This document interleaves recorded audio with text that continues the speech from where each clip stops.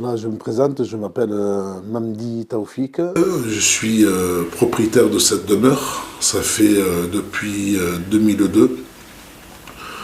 Je suis issu d'un quartier, j'ai grandi sur le quartier La Farouette depuis 1979. Je suis investi dans le domaine associatif dans plusieurs associations, dont j'étais président d'une très grande association qui s'appelait les Comités des Fêtes en 1998, avec Niki Tremblay qui était ma trésorière. Je suis aussi salarié dans une société qui s'appelle la Brinks, qui se trouve sur l'aéroport Toulouse-Blagnac. Je suis agent de sûreté aéroport. Cela fait plus de 15 ans que je travaille au sein de cette entreprise depuis 2000. Je travaille en communication avec les autorités, les douanes, la GTA, dans la gendarmerie et la police aux frontières. J'ai un badge pour travailler. Ce badge est donné tous les 3 ans par le préfet. J'ai des renouvellements tous les 3 ans, aucun souci, sauf quand je suis parti faire mon pèlerinage en Amérique en 2005. J'ai souvent des entretiens avec des autorités, que ce soit les RG, que ce soit la police, pour avoir des informations, qui cette personne, avec qui vous marchez, bon, des questions de routine. Rien de aussi grave, pas d'harcèlement, j'ai jamais eu de soucis avec les autorités. Mon casier est complètement extra vierge, j'ai jamais eu de soucis avec ni la police, ni avec le voisinage, aucun souci. Voilà, depuis l'état d'urgence, avant-hier, je suis sorti de la maison. En sortant de la maison, j'ai vu presque une quarantaine, voire une cinquantaine d'agents du RAID avec des policiers en civil, des policiers en tenue. Je suis sorti pour aller à la CAF pour retirer une attestation de la CAF. Et je me suis arrêté en disant qu'est-ce qui se passe. Il m'a dit un policier qui est sur le commissariat de Bellefontaine m'a dit il y a quelqu'un qui a des armes. Voilà. En partant à la CAF, j'ai reçu un coup d'appel de mon épouse, tétanisée, en peur, en pleurs, je comprenais pas ce qu'elle disait. La police, je comprenais pas, j'étais obligé de faire demi-tour. Et en venant dans le jardin, il y avait exactement, je les ai comptés un par un, ils étaient plus de 44 personnes en tenue et avec des casques, vraiment, le raid. Je ne pensais pas que ça allait venir chez moi, mais c'est choquant. Je suis fort mentalement, je suis fort parce que ça fait plus de 30 ans que je travaille dans la sécurité, depuis l'âge de 17 ans. Non, depuis l'âge de 18 ans, parce qu'il faut être majeur pour travailler dans ce domaine, mais j'ai toujours travaillé dans les milieux de la nuit. Je suis un ancien portier. Je travaillais dans les soirées orientales, au stadium, dans la sécurité. Les gens me connaissent très très bien, connaissent mon comportement, ils savent comme je suis. Là, ça fait depuis 15 ans, comme je dis, je travaille sur l'aéroport. L'aéroport, les gens me connaissent, donc j'ai créé une association qui s'appelle l'aéroport Toulouse-Blagnac Service. J'ai beaucoup de gens qui sont très contents de moi. Je suis une personne, on va dire, je suis un peu le vieux de l'aéroport. Et voilà, à ce moment, j'ai rien compris. Quand j'ai vu tout ce monde, voilà, je suis parti, je me suis levé les bras. Voilà, ils sont venus me palper, très, très agressifs sur la palpation. Voilà, j'avais rien à me reprocher. Voilà, ma maison, ils ont retourné ma maison. Voilà, ils ont retourné ma maison. Pas de communication au début, aucune communication. J'ai essayé de communiquer en disant monsieur, vous êtes en train de perdre votre temps. Je travaille avec les autorités. J'ai rien à me reprocher. S'il vous plaît, appelez un médecin. Ma femme, elle était par terre, en train de trembler partout. Mon enfant sur le côté, il ne comprenait rien du tout. Voilà, un enfant de 2 ans. Voilà. Voilà ce que je peux dire, j'applaudis les autorités d'avoir fait. J'espère que mon enfant n'est pas touché, parce que là, il ne parle pas, j'espère. Voilà.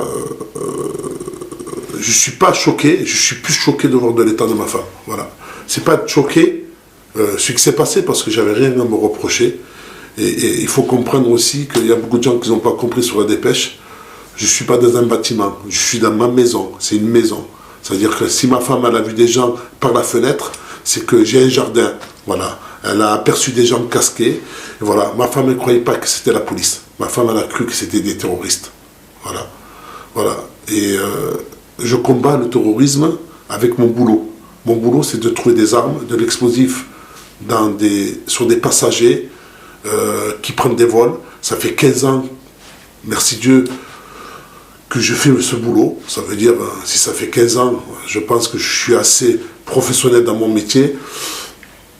Les gens savent comment je travaille, les gens me reconnaissent à l'aéroport. Depuis que je suis passé à la dépêche du midi, beaucoup de gens me regardent, beaucoup de gens me soutiennent, merci.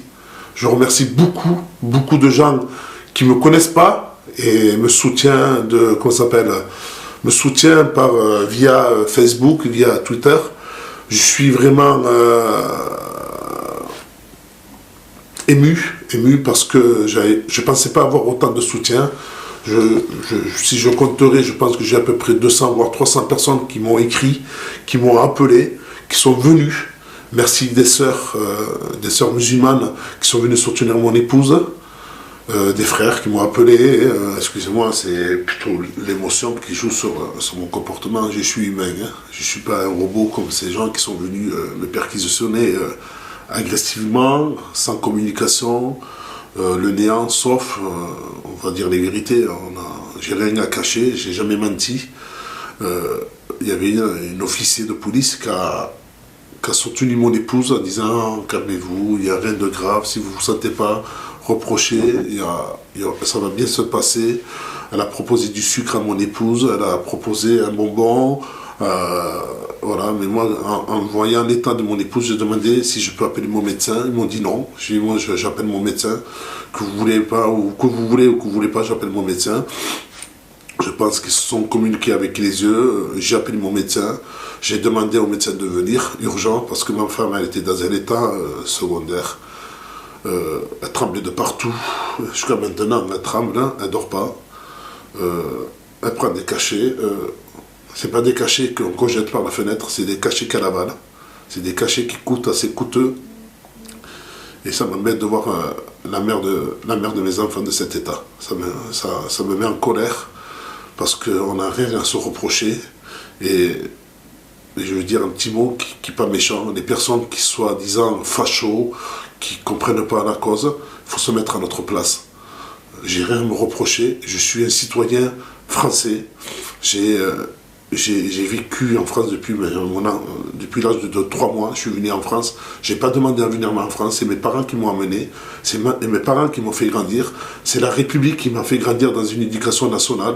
J'ai eu mes diplômes. J'ai un bac+2. J'ai pas eu de soucis avec les autorités. Dites-vous, les gens du Front National, si vous avez une haine, je ne vous le souhaite pas que ça vous arrive un jour. Voilà. C'est que je ne souhaite pas à mon pire ennemi. Je trouve que c'est inadmissible de faire des fouilles de cette façon-là. Ma bibliothèque, ils ont déchiré. Ils n'ont pas déchiré, ils ont poussé tous les livres. Ils n'ont rien trouvé. Voilà. La cheminée... Ils ont fouillé dans ma cheminée que j'ai jamais fait fonctionner. Je l'ai fait fonctionner une seule fois, en 2003. En 2007, je l'ai fonctionné une fois pour voir comment ça travaillait. Bon, il y avait trop de fumée. Depuis 2007, elle n'a jamais fonctionné. Ça fait plus de 8 ans qu'elle n'a pas fonctionné. Ils m'ont démonté la chape pour voir s'il n'y avait pas d'armes. La psychose, les gens, je ne sais pas. Je sais même pas. Je sais même pas quoi dire, j'ai pas de mots parce que là je suis en train de parler, c'est pour surtout ma communauté, les gens de confession musulmane qui sont physiquement, qui sont mentalement, qui sont oralement devant ses amis français. Faites attention, ça peut vous arriver, je vous jure, faites attention, protégez vos enfants, protégez vos épouses, vos sœurs, parce que c'est grave ce qui arrive en France. J'ai jamais pensé à ça. J'ai jamais pensé à ça. Voilà. La personne qui cherche des armes dans les avions se fait fouiller chez lui pour voir s'il avait des armes. La psychose, je sais même pas. Je sais même plus quoi dire. Je suis en train de parler avec une émotion. Je suis fort parce qu'il y a des gens autour de moi qui m'appuient, qui me soutiennent. voilà, qui me soutient, qui me dit sois fort, voilà, si tu as besoin de l'aide, on est là. Et je remercie tous ces gens. Je leur dis la porte est ouverte. Si vous voulez voir un thé, aux gens qui soient disant, qui ont écrit sur la dépêche en disant j'ai peur qu'il y ait des armes. Oui, j'ai peur de quitter ma maison. Voilà, pour un moment de faire des courses, j'ai peur qu'il y ait des armes qui viennent, qui me mettent des armes. Ça peut avoir un complot, oui. J'ai jamais touché d'armes. Et merci Dieu, les seules armes que j'ai touchées, c'est des armes de formation. Parce que je touche des armes pour les démonter, pour savoir à quoi ça ressemble un rayon X. C'est les seuls trucs que j'ai touchés dans ma vie. Des armes, j'allais toucher à l'âge de 30 ans. À 30 ans, j'ai touché des armes de formation et d'explosifs de formation. J'ai jamais touché de l'explosif en vrai. Je connais pas je combats tout ce qui est terrorisme parce que c'est pas dans ma conviction. Le prophète sallallahu alayhi wa sallam, il a dit, il condamne l'extrémisme. Il lui dit à 3 fois, il faut le condamner, il faut le combattre. Je suis là pour le combattre. Je vais le combattre pas avec mes mains, mais avec mes mots. Et je vais le combattre avec les gens qui me soutiennent. Et je vous dis, faites attention, protégez-vous. Parce que 39-45, ça peut revenir à nos frères juifs, ça peut nous revenir à nous musulmans. Je demande à toutes les communications qu'il y a, toutes les télémédiatiques, tous les journaux, protégez-nous. C'est vous qui avez la clé, il n'y a que vous qui pouvez nous protéger. Si vous ne nous protégez pas, je pense que 39-45 va revenir. Il y aura des morts, il y aura des innocents, comme c'est passé les 130 morts. Voilà. J'ai perdu une amie dedans, il faut le savoir. Je fais un salut à la famille Saadi. Je sais plus quoi dire. Je suis vraiment... je suis mal. Je suis très très mal. Voilà. Ça fait 3 jours que c'est passé et c'est là que ça sort. Je suis très très mal. Soutenez-moi. Je demande ça. Je ne demande pas d'argent. Je vis très bien. Je demande que du soutien moral. Merci. Barakallahu fikum.